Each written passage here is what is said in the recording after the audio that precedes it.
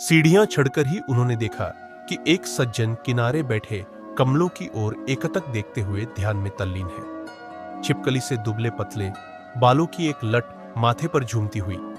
कोई प्रेमी है या कोई फिलासफर है? देखा ठाकुर?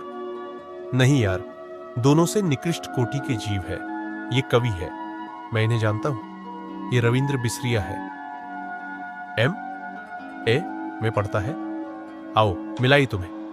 ठाकुर साहब ने एक बड़ा सा घास का तिनका तोड़कर पीछे से चुपके से जाकर उसकी गर्दन गुदगुदाई। बिसरिया चौंक उठा, पीछे मुड़कर देखा और बिगड़ गया। ये क्या बदतमीजी है ठाकुर साहब। मैं कितने गंभीर विचारों में डूबा था। और सहसा बड़े विचित्र स्वर में आंखें बंद कर बिसरिया बोला, आह कैसा मनोरम प्रभात है। मेरी आत्मा में घोर अनुभूति हो रही थी। कपूर बिसरिया की मुद्रा पर ठाकुर साहब की ओर देखकर मुस्कुराया और इशारे में बोला, है यार शगल की चीज, छेड़ो जरा। ठाकुर साहब ने तिनका फेंक दिया और बोले, माफ करना भाई बिसरिया, बात यह है कि हम लोग कवि तो है नहीं, इसलिए समझ नहीं पाते। क्या सोच रहे थे तुम?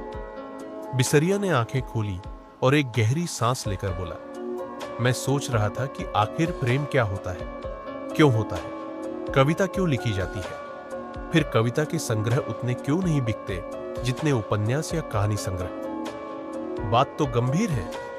कपूर बोला, जहां तक मैंने समझा और पढ़ा है, प्रेम एक तरह की बीमारी होती है, मानसिक बीमारी, जो मौसम बदलने के दिनों में होती है। मसलन क्वार कार्तिक या फागुन चैत। उसका संबंध रीढ़ की हड्डी से होता है और कविता एक तरह का सन्निपात होता है। मेरा मतलब आप समझ रहे हैं। मीटर सिबरिया। सिबरिया नहीं, बिसरिया, ठाकुर साहब ने टोका।